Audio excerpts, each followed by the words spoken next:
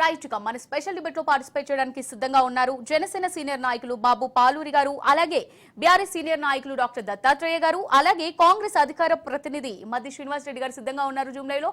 నమస్తే sir. Sir first Congress అధికార ప్రతినిధి శ్రీనివాస్ రెడ్డి గారు, మీరు చెప్పండి, అంటే మన ప్రతి రాష్ట్రంలో చూసినట్టయితే ఎన్నికలకు ముందే ఏ పార్టీ గెలుస్తుంది అని మనం ఒక అంచనాకు రావచ్చు. బట్ ఇప్పుడు హర్యానా తర్వాత ఎవరు గెలుస్తారంటే చెప్పడం చాలా కష్టంగా మారింది. మన సర్వేలు చూసుకున్నప్పటికీ స్తబ్దుగా ఉన్నాయి. అసలు మహారాష్ట్రలో అంటే రెండు కూటములు నువ్వా నేనా అన్నట్టుగా ఉన్నాయి. సో ఏది గెలిచే అవకాశాలు ఎక్కువగా ఉన్నాయి, కాంగ్రెస్ కూటమా బీజేపీ కూటమా? గుడ్ ఆఫ్టర్నూన్ అండి రాజూస్ ప్రజానికానికి, అదేవిధంగా యాంకర్ అమూల్య గారికి, అక్కడ ఉన్న శివసేన మరియు బీజేపీ బీఆర్ఎస్ నాయకులు ప్యానల్ వాళ్ళకి. ఏంటంటే మొత్తము మన తెలుగు రాష్ట్రాల యొక్క యాక్చువల్గా ఏంటంటే మహారాష్ట్రలో దాదాపు 12.63 కోట్ల జనాభా ఉంటే, అంటే దాదాపు తెలుగువారు దీంట్లో ఎక్కువ శాతం తెలుగువారు దాదాపు 14 లక్షల మంది ఉన్నారు. ఈ తెలుగు వారు 14 లక్షలు కూడా 70% తెలంగాణ వాళ్ళు కూడా ఉన్నారు మేడం. యాక్చువల్ గా అమూల్యం ఏంటంటే మన తెలంగాణ నుంచి చాలా మంది, కారణం ఏంటంటే మహారాష్ట్ర గతంలో విదర్భ ప్రాంతం ఏదైతుందో, విదర్భ ప్రాంతం అంటే ఔరంగాబాద్ ప్రాంతం అంతా కూడా గతంలో మన హైదరాబాద్ రాష్ట్రంలో ఉన్నదాన్ని. ఉండే వరకు మన తెలుగు వాళ్ళ ప్రభావం అక్కడ ఎక్కువ ఉంది. అక్కడ వెళ్ళి మన వాళ్ళు నాగపూర్ కావచ్చు, సోలాపూర్ కావచ్చు, అదే విధంగా బొంబాయి, పూణే ఈ తదితర ప్రాంతాల్లో మనోళ్ళు బాగా సెటిల్ అయిపోయారు. దీని కారణంగానే తెలుగు నుంచి వీళ్ళని ప్రచారానికి అక్కడ పిలవడం జరిగింది మేడం. సో ఈ ప్రభావం ఏంటంటే ఇక్కడ వీళ్ళతోటి తెలుగు వాళ్ళతోటి కాంగ్రెస్ పార్టీ నుంచి రేవంత్ రెడ్డి గారు స్టార్ క్యాంపెయినర్ మేడం, అదేవిధంగా ఉత్తమ్ కుమార్ రెడ్డి గారు కావచ్చు, మా బట్టి గారు కావచ్చు, సీతక్క గారు, అదేవిధంగా కోమరెడ్డి వెంకరెడ్డి గారు, వీళ్ళందరూ కూడా కాంగ్రెస్ నుంచి ప్రచారం మేడం. బీజేపీ నుంచి కూడా వాళ్ళు కేంద్ర మంత్రులు బండి సంజయ్ గారు, కిషన్ రెడ్డి గారు, రాజ్యసభ సభ్యులు, అదేవిధంగా లక్ష్మణ్ గారు, సో వీళ్ళందరూ కూడా ప్రచారం చేస్తున్నారు. అక్కడ ఏపీ నుంచి చంద్రబాబు గారు అయితే పవన్ కళ్యాణ్ గారు వాళ్ళు అక్కడ ఉన్నారు మేడం.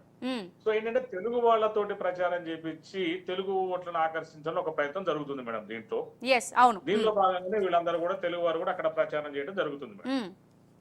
సో ఇదేంటంటే ఇంపాక్ట్ యాక్చువల్ గా చెప్పాలంటే మేడం, అంత దాదాపు 70% అయింది. అంటే తెలుగు వారు అంత పర్సెంటేజ్ ఆ ఏరియాలో ఉన్నారు. ఎస్పెషల్లీ వీళ్ళు ప్రచారం చేసే ఏరియాలో ఇంకెక్కువ మంది ఉన్నారు. తెలుగు రాష్ట్ర జనాభాలో దాదాపు అంటే 12.63 కోట్ల మందిలో దాదాపు 14 lakhs అంటే ఆల్మోస్ట్ 1% పైన ఉన్నట్టు. ఎస్పెషల్లీ ఏదైతే ఔరంగాబాద్ డివిజన్ విదర్భ ప్రాంతం గతంలో హైదరాబాద్ రాష్ట్రంలో కూడుకుని ఉందో అక్కడ ఇంకెక్కువ మంది ఉన్నారు. ఏదో నాగపూర్ కావచ్చు, రాజూరా నియోజకవర్గం, ఇంత ముందు మన కొండా లక్ష్మణ్ బాబుజీ గారు కూడా గతంలో అక్కడ చేశారట ఎమ్మెల్యేగా. సో అట్లాంటి ప్రాంతాలన్నీ కూడా చాలా ప్రభావం ఉన్నాయి. అందుకని తెలుగు ప్రచారం చేయించాలని చెప్పేసి అక్కడ ఏదైతే మహాయుతి అయితే బీజేపీ సంబంధించిన కూటమి గాని, అదే విధంగా మహా వికాస్ అఘాడి అంటే కాంగ్రెస్ పార్టీ ఏదైతుందో ఆ కూటమి కూడా 2 ప్రయత్నాలు చేయడం జరుగుతుంది మేడం. ఏంటంటే ఎవరికి వాళ్ళు తెలుగు వారు ఓటర్ని ఆకర్షించే ప్రయత్నం చేస్తున్నారు అక్కడ భారీ ఎత్తున కూడా.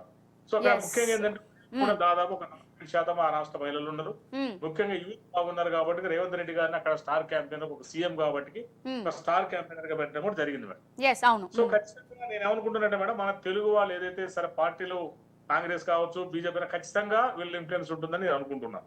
ఎందుకంటే వీళ్ళ ఇన్ఫ్లుయెన్స్ ఏంటంటే మన తెలుగు వారు ఎక్కువ ఉన్నారు కాబట్టి వీళ్ళ ప్రభావం కూడా అక్కడ ఎన్నికల మీద ఖచ్చితంగా అక్కడ జనాభా ఒక కారణం, వీళ్ళు ఎవరైతే ఉన్నారో అక్కడికి వెళ్ళి ప్రచారం చేయడం ఇంకో కారణం చేత ఖచ్చితంగా అక్కడ ప్రభావం ఉంటుందని నేను భావిస్తున్నాను. అక్కడ రెండు కూటములు ఉన్నాయి కదా, రెండు కూటములకు సపోర్ట్ గా ఇక్కడ నుంచి వెళ్ళిన మన ఏపీ నుంచి కానివ్వండి, తెలంగాణ నుంచి కానివ్వండి, తెలుగు వారే వెళ్లారు.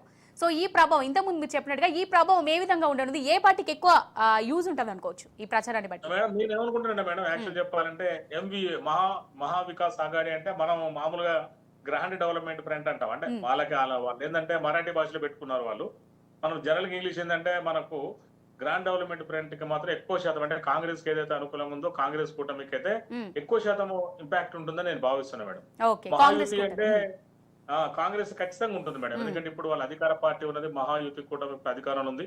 అక్కడ మనం చాలా స్పష్టంగా చూసాం. ఎందుకంటే కాంగ్రెస్ పార్టీ బీజేపీ వాళ్ళు ఏం చేశారంటే అక్కడ శివసేనని 2 భాగాలు చేయటం, అక్కడ షిండే గారితో ఒక వర్గాన్ని ఏర్పాటు చేసి అక్కడ పార్టీని కూడా ముక్కలు చేయడం జరిగింది. అదే విధంగా శరద్ పవార్ నుంచి కూడా మన నేషనలిస్ట్ కాంగ్రెస్ పార్టీ దాని నుంచి కూడా వర్గం చేసి అక్కడ ఒక కూటమి చేసి ఇవంతా అలయన్స్ గా మహాయుతి అంటే గ్రాండ్ అలయన్స్ అంటాం దీన్ని ఇంగ్లీష్ లో సింపుల్ గా. మహాయుతి అంటే మరాఠీ వర్డ్. సో ఈ గ్రాండ్ అలయన్స్ లో వీళ్ళు ప్రయత్నం చేస్తున్నారు కానీ అక్కడ ప్రజలకు ఏంటంటే ఒక రకమైనటువంటి ఫీలింగ్ వచ్చిందని నేను అనుకుంటున్నాను మేడం. ఎందుకంటే గాంధీ భవన్ నుంచి కూడా మేము వింటున్నాం కాబట్టి అక్కడ ఎక్కువ శాతం అయితే కాంగ్రెస్ పార్టీ ఖచ్చితంగా మార్జిన్ ఉందని అర్థమవుతుంది మేడం. అక్కడ ఏదైతే అక్కడ కూడా 5 గ్యారెంటీలు అనేవి కూడా అక్కడ పెట్టడం జరిగింది. ఇది మహా వికాస్ అఘాడి తరఫున. సో ఇవి కూడా మేము అక్కడ మా రేవంత్ రెడ్డి గారు అక్కడికి వెళ్ళి ప్రచారం చేశారు. ఇక్కడ కాంగ్రెస్ పార్టీలో ఏదైతే 6 గ్యారెంటీల యొక్క అమలు తీరు, మేము 18,000 కోట్ల రూపాయల రైతు రుణమాఫీ ఏకాలను చేసినా గానీ, మరి 200 రూపాయలకు ఉచిత ఏదైతే విద్యుత్ 200 యూనిట్ల వరకు ఉచిత విద్యుత్ గానీ, 500 రూపాయలకు గ్యాస్ కలెక్షన్లు గానీ, ఇవన్నీ కూడా అక్కడికి వెళ్ళి కూడా మేము వివరించడం జరిగింది.